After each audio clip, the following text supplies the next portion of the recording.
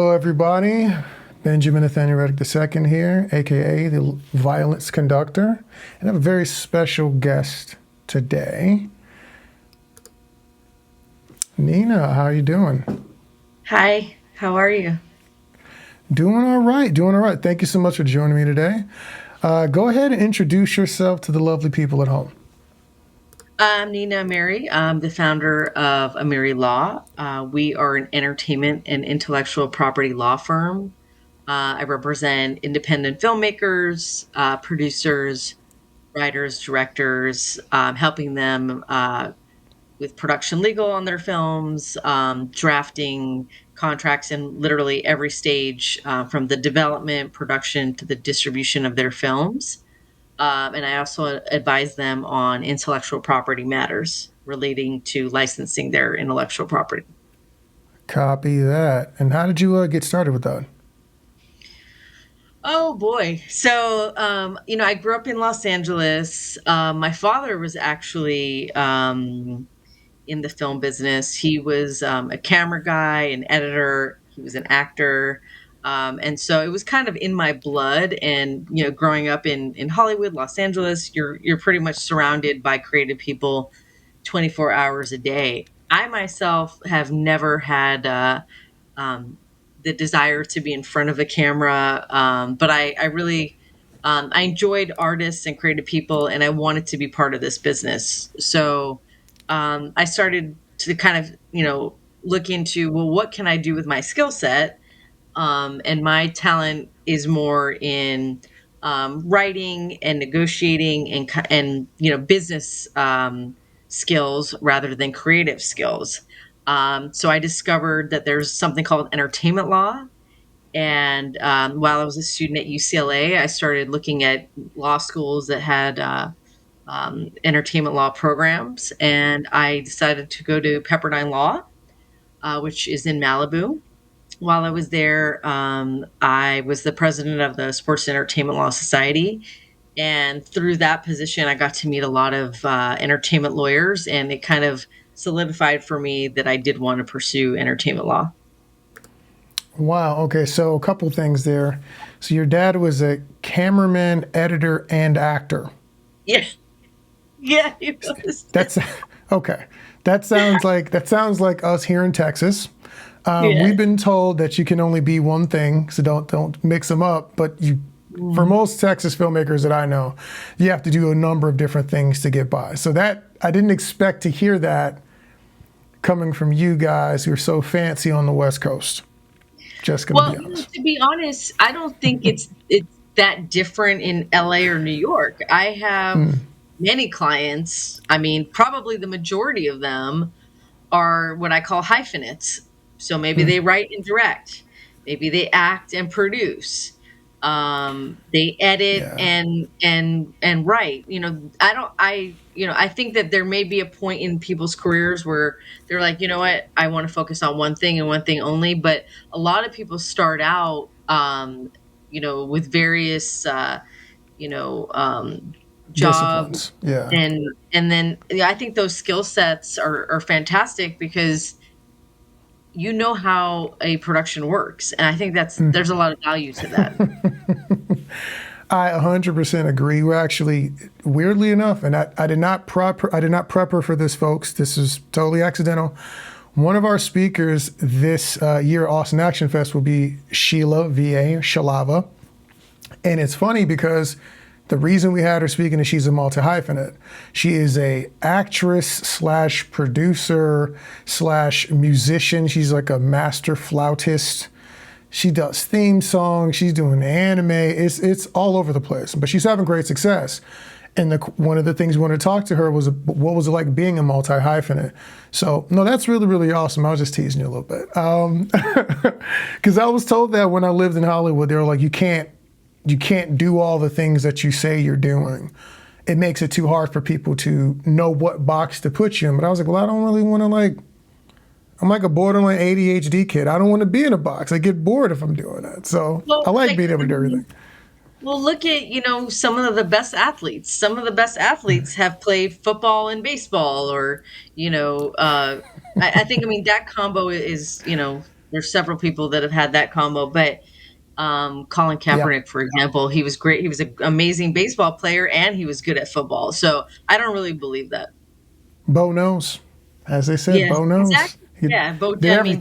Diddley, the one of the, just do it, right? That's the theme.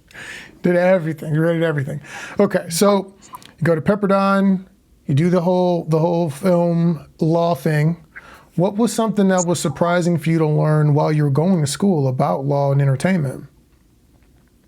Um, law is very theoretical. You're reading cases that have been litigated about various issues. I really didn't understand what a transactional entertainment lawyer does until I worked at a distribution company called Region Entertainment. And one of the tasks that I had was to assist with the chain of title.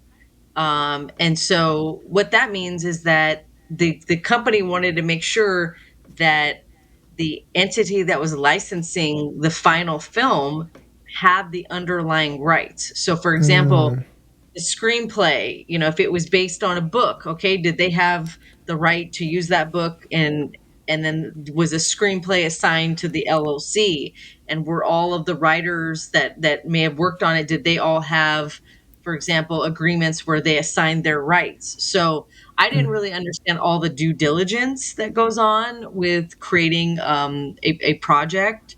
So that was kind of like an eye opener for me. Yes, and some of us are I've been in that situation once or twice.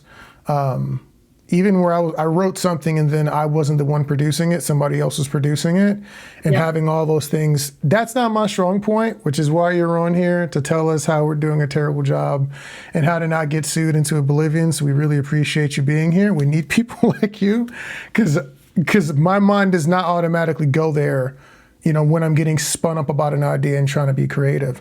So, but I have been in that scenario where I secured book rights, book Great. rights and movie rights for an actual novel that was released, and had to Yeah. start going through these things, running through these contracts and laws. So, no, that's actually really, really interesting to know. I'm sure I still It's a don't. big part of the work that I do is, the development of a project, and making sure that we're starting to build that chain of title and there's no holes in it. Because here's the issue. You only get one crack at this, right? And if you're going and you're shopping a project around town and you don't have the rights to people are going to slam the door in your face, right? No one wants their time to be wasted. So I think that's the perspective that a lot of I think creative people miss, is that when you don't have those little things buttoned up, and then you get that opportunity, which sometimes they happen fast, you want to make sure that you have all of your paperwork, your ducks are in a row, and that people know that you're serious, that you take this seriously and you treat it as a business. That's what it is. It's a business. The Oh, film business. It's the oh, entertainment business. that's really good. That's what's Alex Ferrari. He says it's show business, twice as many letters in the word business as in show. And I was like, ooh, that's really good. 100%.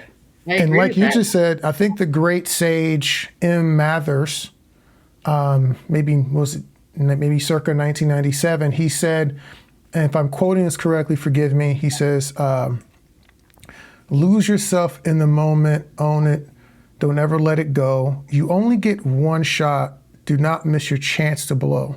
Opportunity comes once in a lifetime." I'm not sure if that was an exact translation, but I think I got it It kind of was pretty close. good. It's pretty good.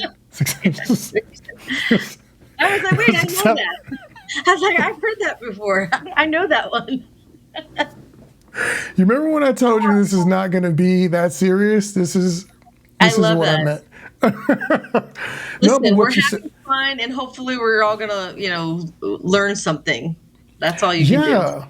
And I think one of the key things is that a lot of people, my film friends, we're into the vibes, right? We want to have a good time on set. And it's like, well, if you don't get this stuff squared away ahead of time, if you don't get the paperwork in order, even it's just like the set itself. You have to have like the hierarchy established in your set. If you don't get those things together, if there's ever a problem, oh, those vibes are gone. the money's messed up, your chain of title is messed up, you don't have the right No. insurances if you can afford that, you're going to have a major problem and nobody's going to want to come back and shoot with you again. And especially for us who are more on the independent side, the relationship is especially everything, because you can't finesse it with money. I can't coerce this guy to come back because the paycheck is so big. He's got to want to shoot with me. She's got to like the vibe on set.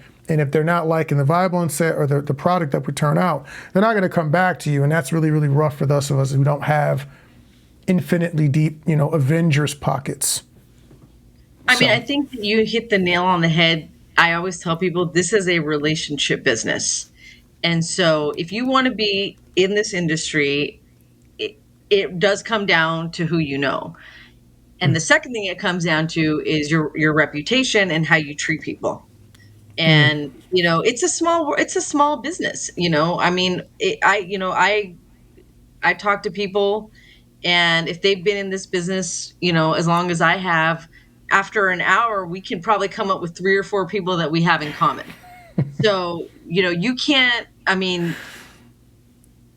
there's nothing that can replace having a good reputation. That always comes first. Yeah, you can't escape yourself. No, you can't. No, that's awesome. And people talk. That's the other thing. People talk, and I've had 1 or 2 interesting endeavors, right? Adventures on set where I was like, you know what? I don't think we're gonna do that again. Not with that guy. And Right. In general, that's not something that you go out and just gossip about. But there are friends of mine that were going to work with someone, and I was like, hey, man, I'm going to be real with you. Here's what happened. Make your own decisions. Maybe the paycheck's right. I'm just letting you know to be on the lookout for these scenarios, because this is how it went for me. Maybe different for you. This is how it went for me.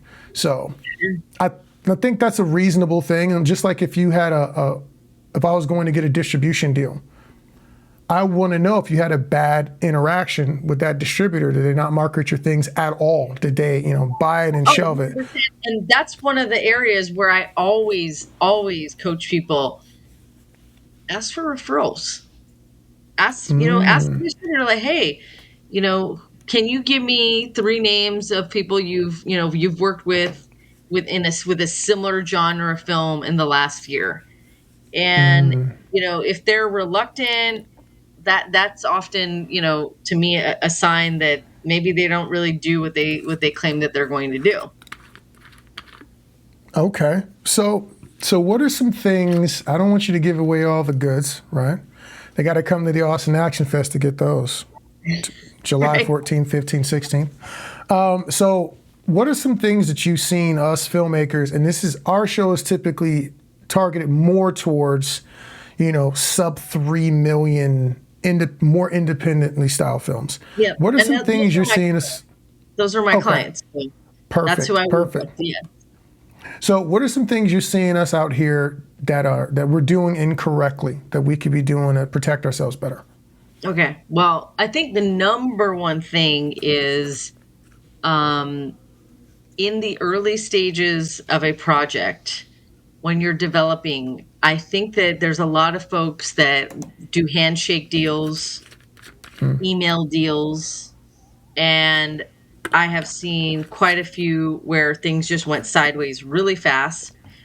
And it's because there wasn't a clear outlining of, okay, these are the things that I'm responsible for. If I bring the financing, if I bring talent, then I'm attached as a producer. There's always got to be a condition precedent to coming on to a project. And that's precedent.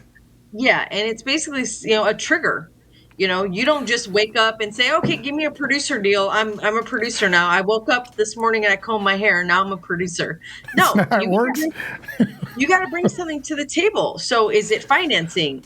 Is it distribution? Is it talent? There has to be that trigger point, which is why I like to use, collaboration or attachment agreements that have a limited term and that basically outline, what is going to be the thing that gets you to the next step. The easiest way for me to describe it is you want to date people first and not jump to being married to them.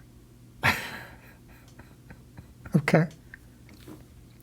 Jump to having the baby. I've heard having a film as being That's having even a worse. Don't child. even, yeah, like, I mean, that, and that does happen, it is like having a child. I have two, and it's a labor it takes years, it's expensive. There's a lot of tantrums in the middle of it, sleepless nights, dirty diapers, the whole thing. Yes. Well, I haven't experienced any dirty diapers on set, but I mean, I believe you. I'm going to believe that that's a thing. And but I understand what you're saying. I get what you're saying there. Okay, cool. So that makes a ton of sense. What is something else? Is there anything else that we're doing that you think just briefly that you actually? I'm sorry. What's the worst that you've ever seen a deal go immediately off the rails? Like, what's the most? Give me a horror story. I think the worst ones are where, unfortunately, there's someone in a position of power on a film that is abusing that power and harassing, members of the crew, using, their power to kind of intimidate them. It could be, somebody who's just a bully. It could be somebody that, is sexually harassing people. But we've had that unfortunately happen, several times. And, we're in the middle of production. It's not like you could just, Yeah. oh, well, let's just replace the director. You've got these people for 2 or 3 weeks. And so, you've got to come in and you've got to have really tough conversations. And then you kind of have to clean up the mess after the fact.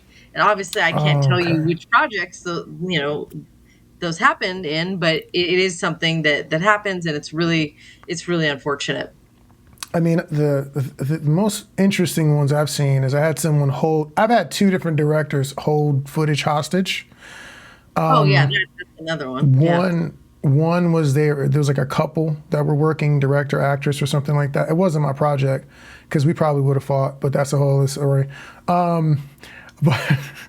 But there's a guy, and him and the actress broke up or something after shooting or during the shoot, and so he just held the footage so that the producer just didn't get her footage back. And I was like, wow.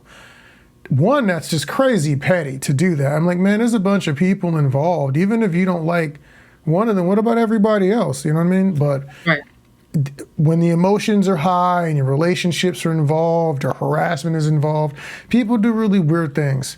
So you're correct. I do see that there's a lot of things that we can do on the front end to maybe alleviate that. And even getting rid of the director, sometimes your actors are attached because of a particular director That's or someone is exactly right. involved. Yeah, this guy was, somebody that he was able to bring in, some of the actors, and they were loyal. They were loyal to him, and because of that, he abused his power.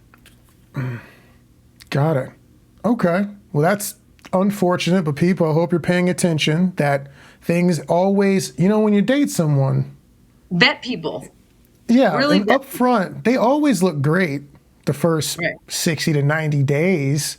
But when you get into the shoot, that's when you start to really see people's true color. It's one of the reasons I really enjoy like 48-hour film festivals. I don't do them all the time, but my favorite time, like 24-hour and 48-hour film festivals, is that first, like the first night you get your prompt or whatever, like 7 or 8 o'clock at night, and people try to stay up and work straight through and just get it done real fast. When you get to like 1 or 2 o'clock in the morning on that first night, I'm chilling. Right? I have my energy drink. I'm sipping it. I'm just waiting because I want to realistically. And people don't know this. Like, I'm always watching how you respond to stress. I Right. don't want to follow someone that when the stress hits, you crumble. Right. I don't want to invest my time because if I'm not the producer, my time is an investment if you're not paying me my full rate. I don't want to invest my time if I know you're just going to fall apart. And so I love sitting back and just watching to see how you react to that stress and that pressure. But unfortunately, it's kind of hard to be able to tell that before we shoot, which is why asking for referrals, like you said, is very, very important. But Plus I think people, that we are in an industry now where we are now. I think a lot of this stuff happened prior to Me Too, prior to some of the social movements that we've had where now people are like more free to talk about things. Yeah. And I think that I hope at least that they're making better decisions, about who they bring into a project. I Yeah, hope so. But yeah. also, I think one of the things that's happening, and you can maybe get into this if I'm right or if I'm wrong, people are more oriented towards doing their own projects now because, like, I have a Sure. GH5S up here. I'm running it through my own Mix 8, and I got a Audio Technica 2050, right? I got a lavalier mic as a backup. So I have a bunch of gear, and I'm just a regular old, independent filmmaker. I can go out and shoot. I've shot political stuff with this. I've shot live action stuff with this. We've done live streaming. We've done all these different things with this gear because it's so powerful now. And back Right. in the day, you could gatekeep much more stringently because an average person couldn't have done that back in the day. They wouldn't. You wouldn't have access to this much gear, so not as inexpensively. And then the film would have cost so much. So I think that now, where people might have had that fear of going off on their own or turning down that role or turning down this deal because you're not going to get your chance, I'm hoping that they're starting to see that, like, man, you can make your own chance. You don't have to wait. Like, Oh, absolutely. Yeah, I mean, I think a lot of my clients, have even started out, as actors and worked and worked and worked and had some success, but they never really got to play the roles that they wanted to. And so they said, okay, fine, I'm going to produce my own film and I'm really going to highlight my talent and show people what I'm capable of. I think that that's the best part of being in this business is we can work outside of those structures, and we can make great content and people can make a living and make work that they're really actually passionate about.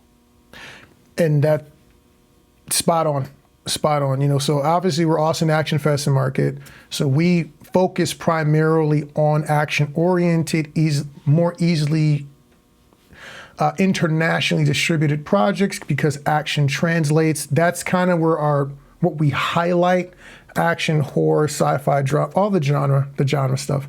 But we got into this because we weren't seeing enough action here, and they weren't making action in the style that I liked. I liked fantasy movies and I liked anime, and I was like, well, I'm not seeing that being produced in Texas. So exactly what you said is exactly why we got started. It was for that particular reason. So you're 100% spot on. Well, and 100%. I think that it's just going to continue to grow, to be honest, because um, now with social media, there's also this amazing way of promoting work, and building communities around projects, and we didn't really have that, let's say 20 years ago. It's really in the last, I think, five years that independent filmmakers have really been able to create communities, and market their films, in a more organic way. Absolutely. So is there anything that you've seen maybe from the marketing perspective that has changed where maybe we're not handling those situations correctly?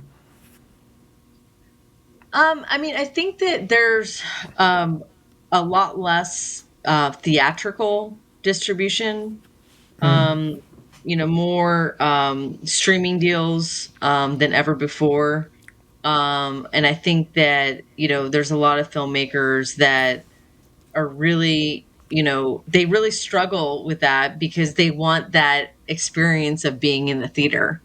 Um, and for many, film festivals become kind of a replacement for that traditional theatrical distribution model.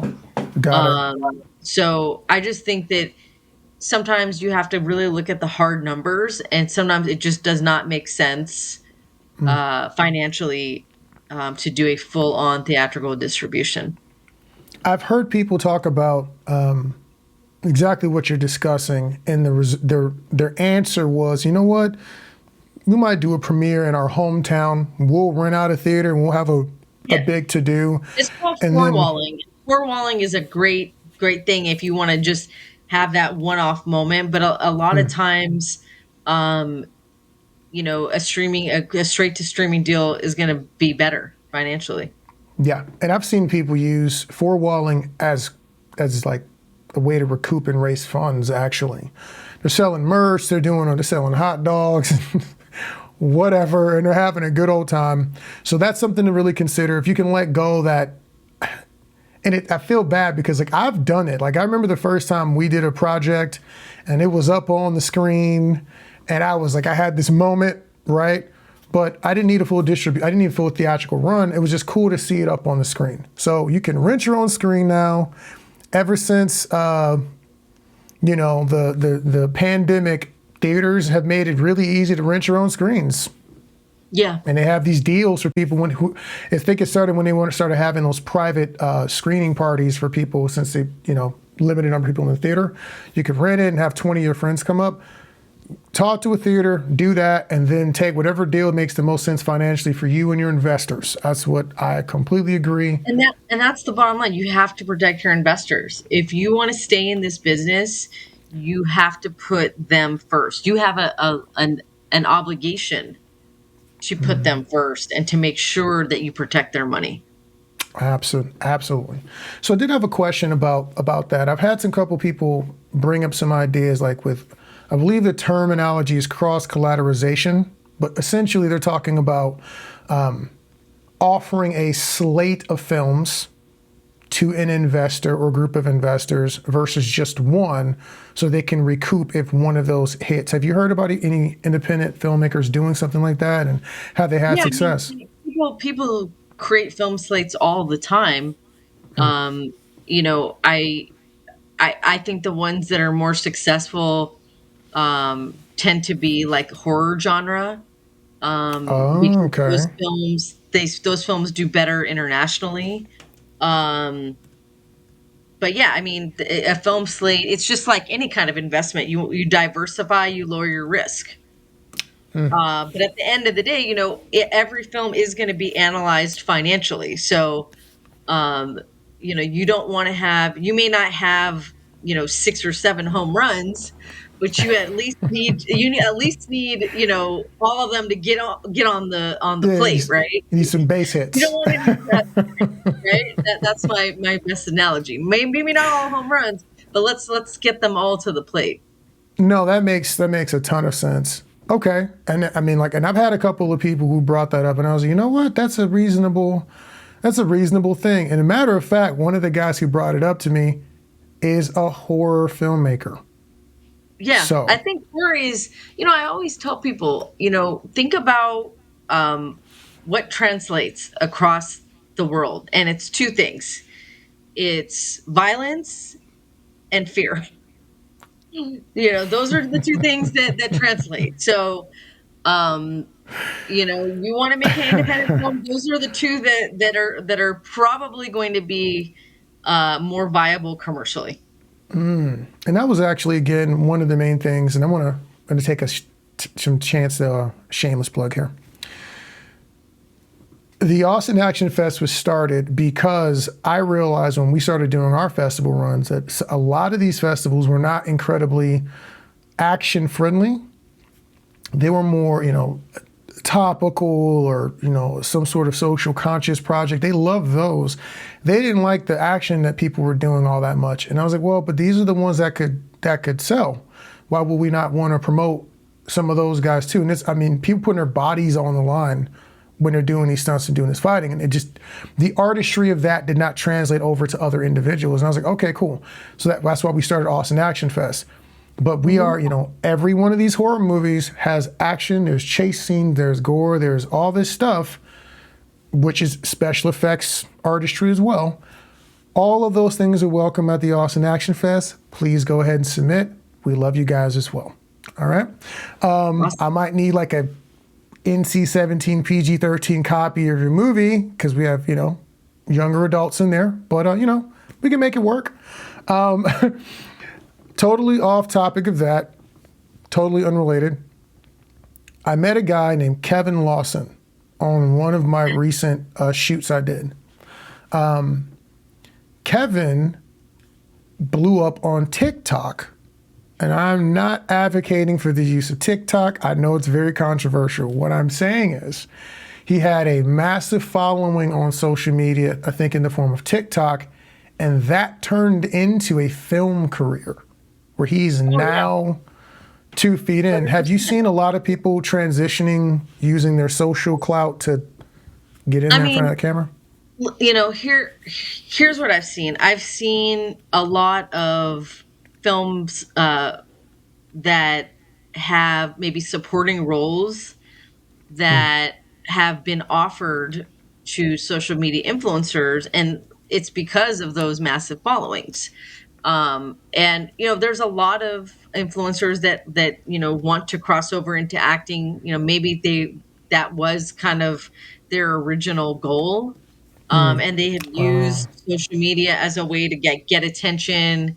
So I don't think that it works all the time, but when it does, it's pretty amazing. Yeah. Okay. Remember that, people. Keep your Facebook, your Instagram. Could be gold mines in there. Got to keep that. That's marketing and branding yourself, as they say.